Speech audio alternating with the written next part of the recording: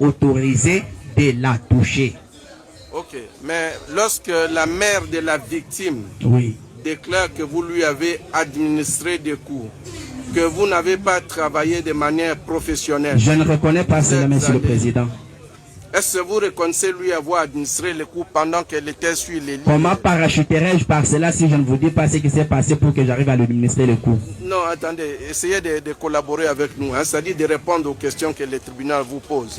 Est-ce que vous reconnaissez lui avoir donné même une fois, même deux fois, ou ne lui avoir pas donné de coups? Comment ça s'est passé cette collaboration entre vous et Madame? Et si vous me donnez quelques minutes, je vais répondre à votre question sans problème. Vous avez la parole. Mais répondez aux questions comme vous. Non, ne vous laissez pas intimider. Non, non. Vous parlez avec les tribunaux. Je sais que vous êtes un homme scientifique, vous comprenez. Oui. Mais il y a une clameur publique. Il y a les gens qui ne savent pas ce qui se passe. Il faut les ignorer.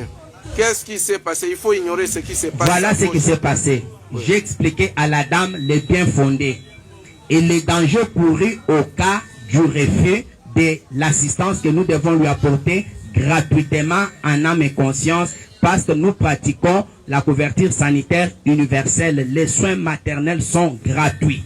Oui. Et alors, comment, après lui avoir expliqué qu'est-ce qui s'est passé, elle m'a permis de travailler. Okay. Et en cas de déchirure, nous avons ce que nous appelons un écartère de doyen. C'est un écartère très nécessaire qui nous permet de visualiser l'origine de l'hémorragie. Sans cet écartère-là, vous travaillez aveuglement.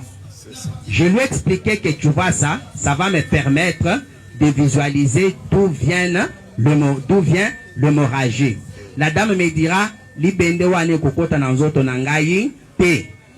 lui ai dit, un gros bébé vient de franchir cette voie. L'Ibende, c'est un petit rien, bien limé, c'est pas tranchant, comme le ministère l'a dit. C'est ce qui a été conçu par les scientifiques pour nous permettre de bien faire ce travail-là. Elle a refusé. J'ai dit, ok, pas de quoi. Est-ce que tu peux permettre qu'à la place de l'écartère, j'utilise mes deux doigts, bien que cela ne me permettra pas, mais pour ne pas te faire mal, la dame dira oui. Or, ça, c'est un danger que moi, j'ai couru. Parce que là, à l'intérieur, quand vous suturez, vous risquez de vous piquer vous-même. Je le fais. Alors, le col utérin, d'où venait l'hémorragie, est un organe interne. Je ne peux pas aller le suturer si je ne le rapproche pas à la portée de ma vie. Je lui ai demandé, je vais utiliser cette pince en cœur pour approcher le col utérin afin de voir d'où vient l'hémorragie et de bien l'arrêter. Docteur, pas ça.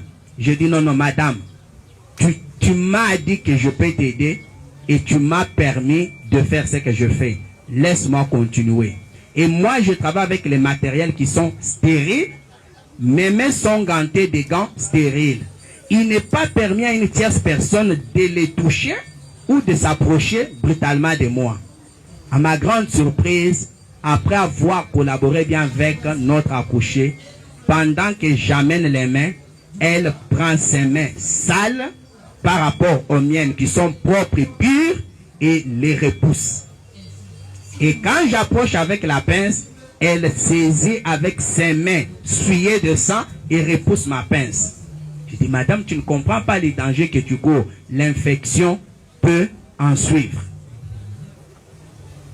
Et je ne suis pas devant une petite déchirure. Je suis devant une déchirure qui sent ce que je vais faire. Rien ne peut arrêter l'hémorragie et le danger que tu vas mourir. Mais toi, tu ne le comprends pas. Or, si tu mourrais, nous serons jugés par d'abord l'hôpital, puis par l'État. Parce que le président, en introduisant la couverture sanitaire universelle, l'objectif, c'est d'éviter premièrement le décès maternel. C'est ce qui est grave. Alors, là, je suis déjà dans les détails. D'abord, la dame a posé des actes qui ne sont pas permis d'être posés. J'ai dit, d'accord, mais est-ce que tu peux me permettre d'être assisté par l'équipe stagiaire qui est ici? Il dit non. Mais je ne peux pas travailler seul sans l'assistance. Et j'étais devant un dilemme et j'ai pu expliquer de toutes les manières, mais on dirait que la personne ne comprenait pas les bien fondés de mon intervention. Et en posant des gestes agressifs vis-à-vis de moi, j'appelle ça agressif. Je lui ai dit, je ne sais pas quoi faire devant ça, mais je comprends pourquoi les autres t'ont abandonné. Je fais appel à sa grand-mère qui est venue, qui a parlé. C'est le comportement avec cette fille, elle parle sans cesse. Elle réplique à n'importe qui, à n'importe quoi, au lieu de s'intéresser à moi, le médecin. Au point même de fermer la bouche à sa grand-mère, de Kolongolaye. Les autres parturiantes qui étaient là ont intervenu en disant, depuis 16 heures tu es là.